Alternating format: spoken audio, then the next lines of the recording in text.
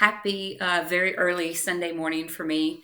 Your safety and sanitation unit is going to be opening up today. And as I reviewed a couple of these videos, I wasn't very happy with the length of them.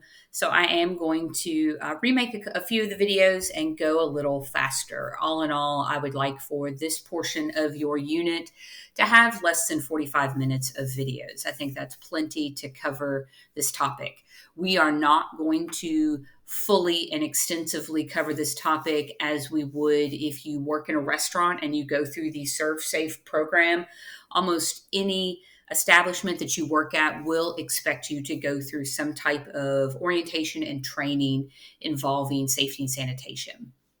If you already work in a food service establishment, then you could probably skim through the resources that are available through the links, scroll through the chapter of the book just as a refresher, and maybe even check out just the review videos.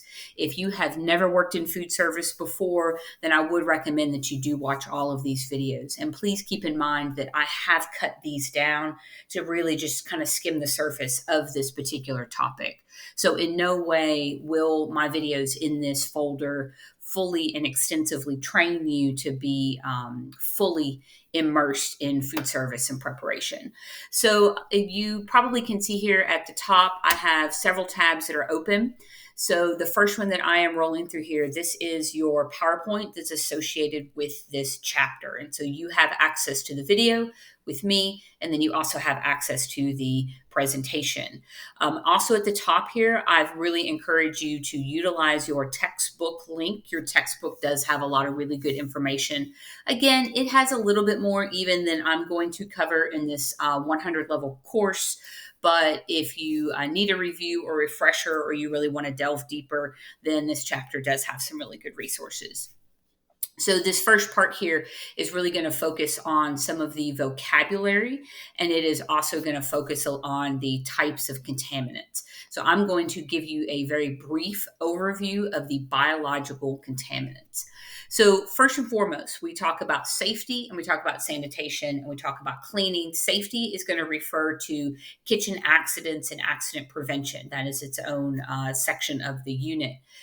Cleaning is when you remove visible dirt and grime off of a surface. Sanitation, on the other hand, is when you actually lower the pathogen level and contamination level as low as possible for germ and pathogen prevention. So a pathogen is a biological contaminant. It can make you sick. It's one of our vocabulary terms. And sanitation is killing pathogens, as many as you possibly can. When we talk about the sources of contamination, so biological, which is kind of what I'm going to cover here, and then in a separate video, I'll do the chemical and the physical. So what are they? How do we prevent them? And why is this important? So biological contamination actually contains 4 subgroups here. And so when we talk about foodborne illness and we talk about pathogens, we're talking about germs. We're not just talking about bacteria. Bacteria is its own subcategory, but there are also viruses, which you can kind of spread from one person to another. You don't really necessarily have to eat the same food.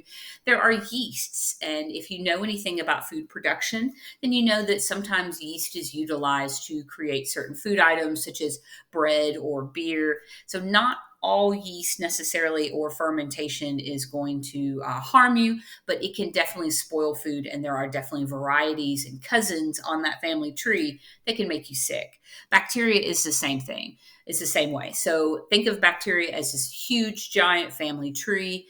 We have lots of bacteria that are a part of our body, and some of them are good and positive. And then sometimes old cousin comes over to the family reunion and makes everybody sick. So there are definitely some strains of bacteria that are harmful to us in the human form or in the human body, and we don't want to ingest them. And specifically, we want to make sure that we are being very safe when it comes to food production in the restaurant. So at home, when we're cooking at home, we don't want to make our family sick under any circumstance. But working in a restaurant, you are working with such a wide, huge classification, and one outbreak of foodborne illness from your restaurant can have really dire consequences. So it can really hurt the reputation and the business. and more importantly, it can harm some people to the point that it can become deadly. So we're going to talk about those types of people as well.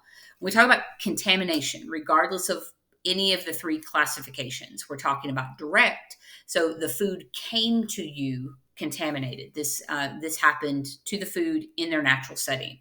Cross contamination is when we transfer these germs from one to the other.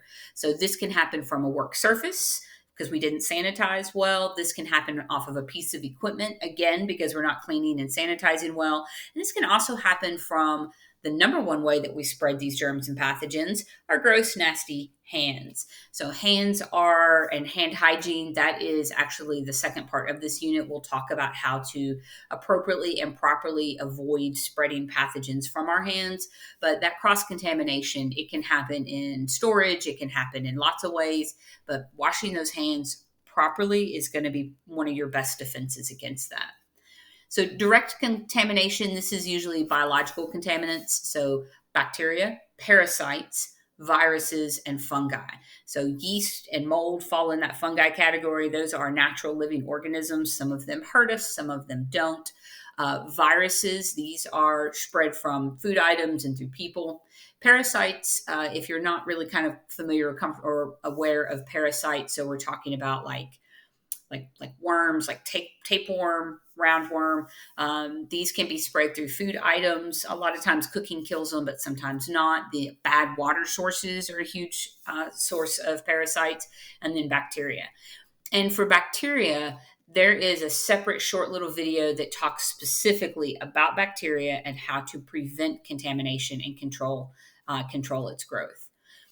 There are also bacteria that spoil food without rendering unfit for human consumption. So that is actually used in some cultures. You can get like an aged ribeye or steak, and that actually has bacteria that kind of puts it in a not fresh category. The quickest and easiest way to kind of describe that is there are bacteria. They're not necessarily bad or harmful to you. These can be used to change food in a particular way. Sometimes the flavor of the food is changed, and you don't necessarily have to worry about that specifically.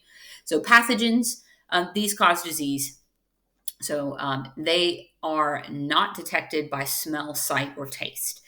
If you are opening up some moldy spaghetti in your refrigerator, I don't recommend that you eat that. It can be old, it can be bad, it can make you sick, but specifically, there is no guarantee that that mold is the mold that's going to make you sick. And old food, spoiled food, is not necessarily contaminated food. It could be. I wouldn't eat it.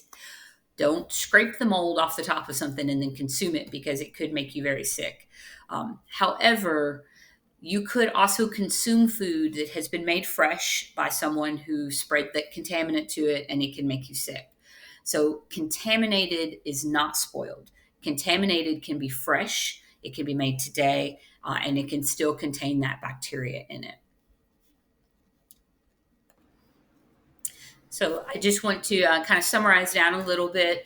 Bacteria, there is a separate video that will go into a little bit more detail about bacteria specifically because it is such a huge cause of foodborne illness.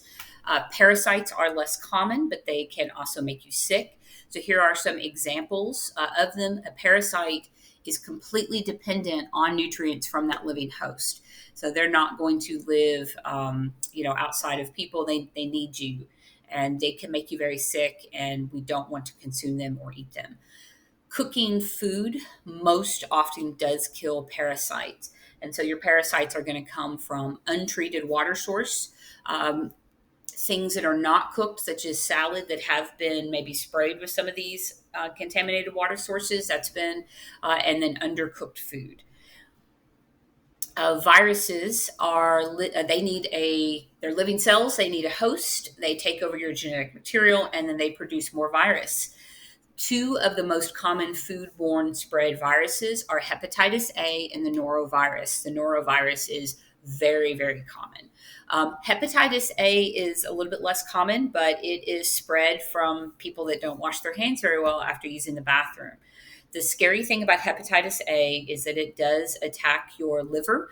And so the most common Symptoms of that can be jaundice. Jaundice is when the skin and the eyes turn yellow. This can happen when people have hepatitis A. It can happen when people have liver damage because of other disease or perhaps alcoholism, which can attack the liver. Um, you may have heard this term, babies are sometimes born with jaundice and it clears up after a few days. Essentially, the liver doesn't function good enough to get the toxins out of your body.